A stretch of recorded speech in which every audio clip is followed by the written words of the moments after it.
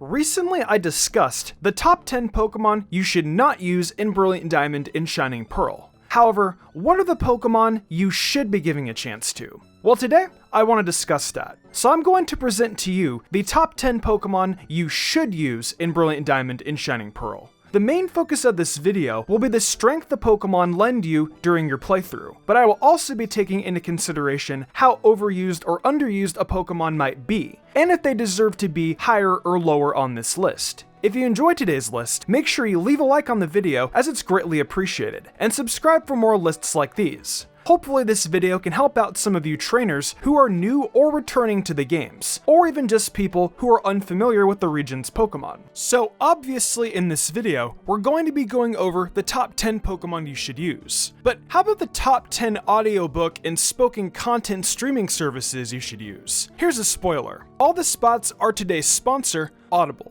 So just in case you're all out of the loop, Audible is a service provided by Amazon which has really set the standard for spoken word entertainment and audiobooks, really blazing a trail for their future, all while being the top option in the industry. They've got everything on the service from recently released books to absolute classics, along with a few audiobooks that just might help you accomplish some personal goals. However, if it's original content like podcasts that you're truly into, well, Audible has you covered there. Who isn't a fan of a great podcast at their fingertips? There are thousands upon thousands of titles available to enjoy, so you're definitely bound to find a ton of stuff to indulge in. Audible has that all-new Plus catalog too, featuring their tremendous Words Plus Music series, which I'd highly recommend looking into. That said, this holiday season is already shaping up to blow last year's out of the water, and Audible wants to help put it over the top. While you're out there getting everyone their gifts, treat yourself with an amazing offer from Audible that gives you 60% off your first 3 months. So after hearing all this, truly you must understand that now is the time to try Audible Plus and open yourself up to a world of audiobooks. Go over to audible.com/MysticUmbreon or text MysticUmbreon to 500-500 and get yourself access to your first 3 months of Audible at only $5.95 a month. This is a limited time offer, so get on it.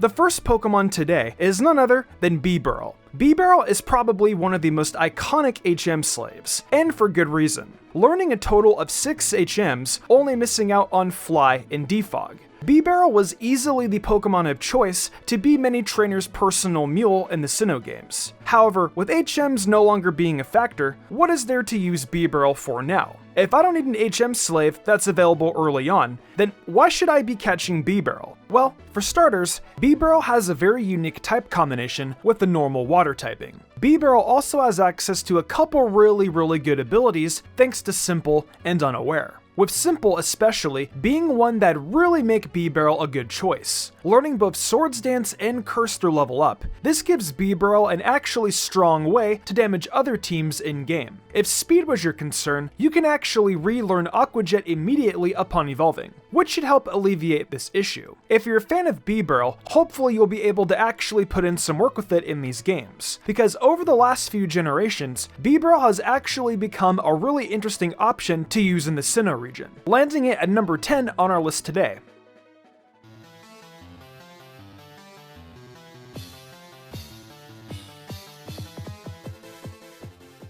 Our 9th Pokemon today is probably going to surprise a lot of you guys because of how strong this Pokemon is. But number 9 is the pseudo-legendary Pokemon, Garchomp. Garchomp is easily one of the strongest Pokemon in the entire region due to its typing. Since Dragon and Dark overall should help you against a plethora of battles, such as Flint, Volkner, and Byron to name a few. Not only that, but we also have multiple strong moves it can learn through TMs, such as Earthquake and Dragon Claw, as well as Swords Dance to boost your damage. So with all this in mind, why do we have Garchomp at number 9? Well, for one, it's just such an obvious choice. But putting the overused aspect aside, there are more reasons. One of the biggest concerns when using Garchomp comes from its encounter. Gible is found in a very specific area of the cave, and it's a bit hard to find Gible to begin with here anyway. Not only this, but you also need to spend a majority of the game without Garchomp, which only adds to why this ranks so low on our list. Evolving at level 48 is definitely a long time to be using a bite for, which is probably around Volkner or Victory Road. Finally, even though they're a bit rare in Sinnoh, you also have to fight against the newly added fairy type now. There aren't a lot, but Pokemon such as Togekiss, Azumarill, and Clefable could all prove dangerous for Garchomp. However, the typing, thankfully, is far and few between.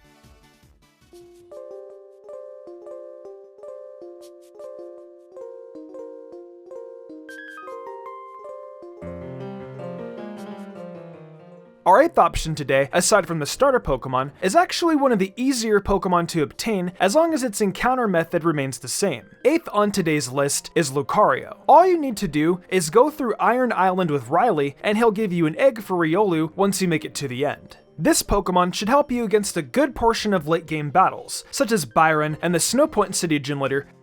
Despite Lucario's strong matchups in the late game, there is a huge issue with using Lucario at this point in your adventure. Lucario has to evolve through happiness, which using a Riolu by the time you're at the 6th gym is really hard to actually justify. A lot of players probably chose a different fighting type by now, such as Infernape that are far earlier encounters. For those of you who are patient enough and willing to evolve Riolu through happiness so late in your adventure, Lucario will be a very dependable Pokemon to use in the later portion of your journey, which earns it a spot at number 8 on today's list.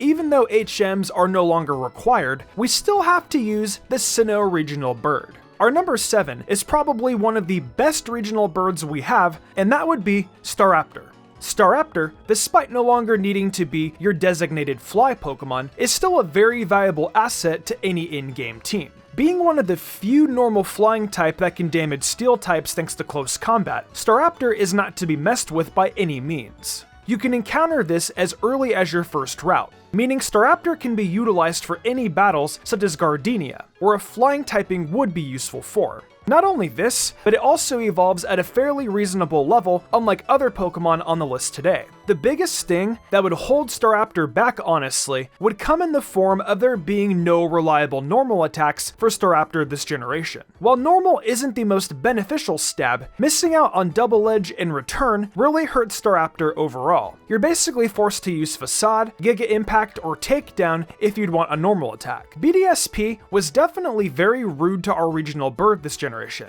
And with a strong normal attack such as Return, you could have probably seen Staraptor in our top 5 today. Because of this, however, I would say Staraptor has to end up at number 7 on today's list.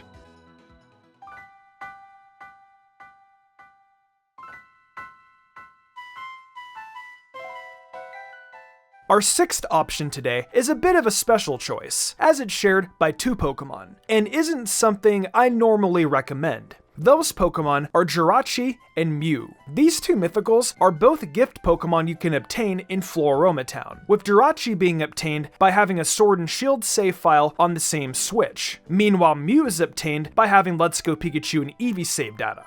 Both of these Pokemon are strong psychic types and have a wide variety of moves you can use on your adventure. They're basically handed to you for having played the other Switch games, which I assume a lot of you guys buying BDSP have already played at least one of. I think the biggest reason these Pokemon don't rank higher is due to the fact a lot of their best moves come at either very high levels or TMs. Jirachi's first good Psychic move comes at level 28. However, you can't learn a good Steel-type move until level 49 through Meteor Mash. Mew is even worse off, not learning Psychic until level 100 of all things. If you have strong TMs though, this can at least be made up for, thankfully. TMs are single use again in these games, of course, so that definitely will be a bit more of a detriment than it would be in modern games such as Sword and Shield or X and Y. But I don't think it should be too much of a problem, considering we'll be able to get our hands on more than one of them during our journeys. There's also the fact that some people just like avoiding legendary Pokemon on their teams, as they'd prefer to use Pokemon that aren't as broken.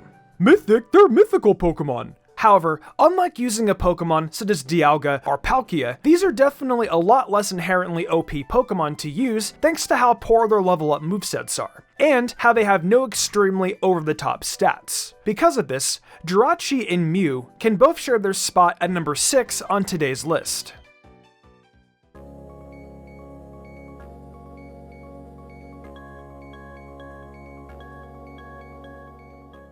Number 5 is everyone's favorite little fish that could, Gyarados. Gyarados is a very easy Pokemon to encounter. All you need to do is fish with an old rod in any body of water to catch a Magikarp. Magikarp sadly is pretty useless until it evolves. However, the value Gyarados will be for any team is really high. Gyarados has some incredible moves, and the type combination alone will help you across a good amount of battles, such as Flint and Bertha. Gyarados thankfully learned some really strong water attacks just by leveling up, such as Waterfall at level 21 and Aqua Tail at level 32, with good coverage such as Crunch and Ice Fang also being available. If you're willing to put in the time to train up Magikarp, I would highly recommend using Gyarados. Thankfully, this is a lot easier than it would have been in the original games. This is because of the EXP being on straight from the get-go, and leveling up all your Pokemon at once. This means you don't have to dedicate an experience share to Magikarp just because it's your weak link,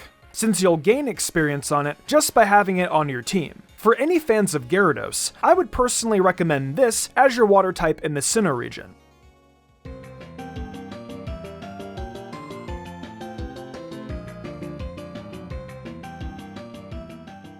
Our number 4 option is probably the strongest grass type in the game, being Roserade. Roserade is a fairly easy Pokemon to obtain thanks to the early access for Bidoof. Your level up moves may not be the greatest, but you have Giga Drain and Synthesis available as a relearn move in these games, thankfully. Roserade is very valuable against battles such as Bertha, Crasher Wake, and even a good amount of Cynthia's team. There are definitely a couple big factors against Roserade in these games, however. Despite how strong Roserade is, similarly to Gyarados, it's a pain to evolve. Needing to evolve a Bidoof through Happiness, and then a Roselia through a Shiny Stone, you definitely need to jump through a bit of hoops just for Roserade. However, once you obtain one, it is able to become an invaluable member of your team. Bidoof, thankfully, won't be as useless of a Pokemon early on as Magikarp. However, I wouldn't exactly say that it's a strong Pokemon either. If you can get past the difficult evolution methods, however, I would highly recommend using Roserade on your roster.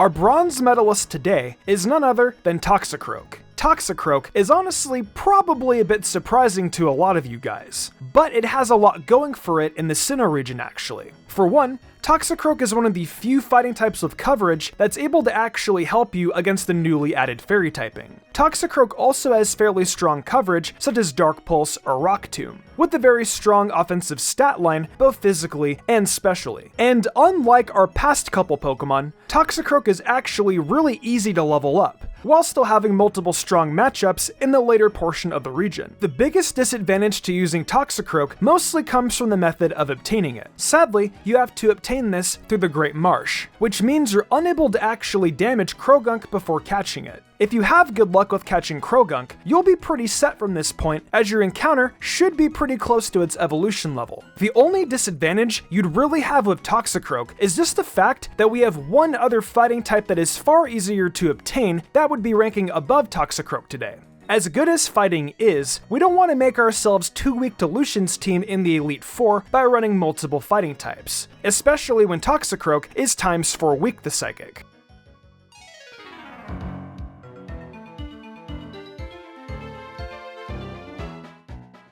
Our runner-up today is a massive fan favorite, being Infernape. Infernape is probably one of the few Pokemon in these games that actually has no real drawback, since you're able to obtain it so easily as your starter. Infernape has good coverage for a good amount of bosses, really only struggling to defeat Crasher Wake, Bertha, and Lucian's teams. Infernape also has a lot of strong moves to assist in these battles, such as Grass Knot for Bertha and Wake, or U-Turn to at least get out of bad situations in any of these battles. Infernape also has better offensive stats, as well as being faster than Toxicroak, who we already mentioned was a strong pick in these games. There really is no reason to avoid picking Infernape as your starter if you're going for the most optimal Pokemon, especially because it's the only good fire type in the entire region to choose from. With all of these strong points though, what Pokemon ended up in first place?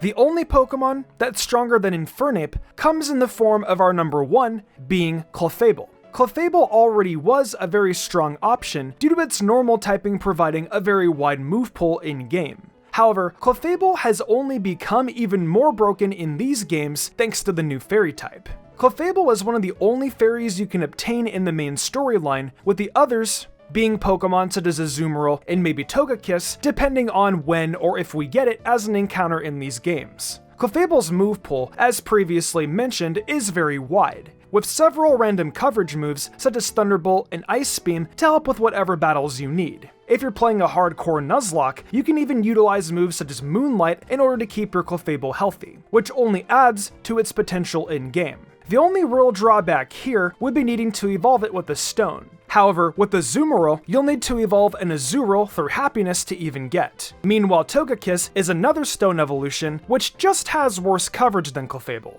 Because of this, Clefable is certainly your strongest fairy type option, and it's also the best Pokemon to use when taking on Brilliant Diamond and Shining Pearl.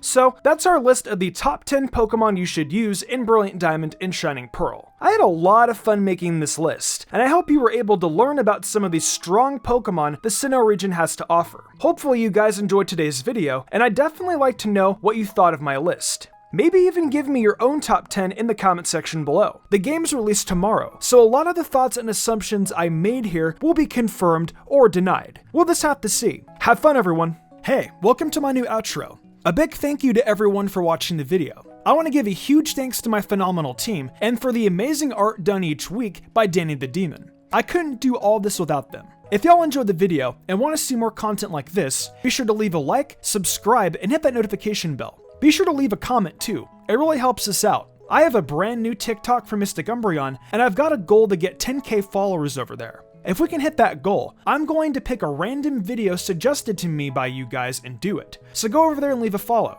Also over on MysticSage, we've still got 2 videos going up every weekend. We've got content from My Hero, to Demon Slayer, to Dragon Ball. So come and check it out. And also check out MysticSage on TikTok. Finally, I've got an Amazon store where I sell tons of cool stuff. I think I'm gonna wrap this up though. I'm MysticSage, and I'll see you next time with some more amazing Pokemon content.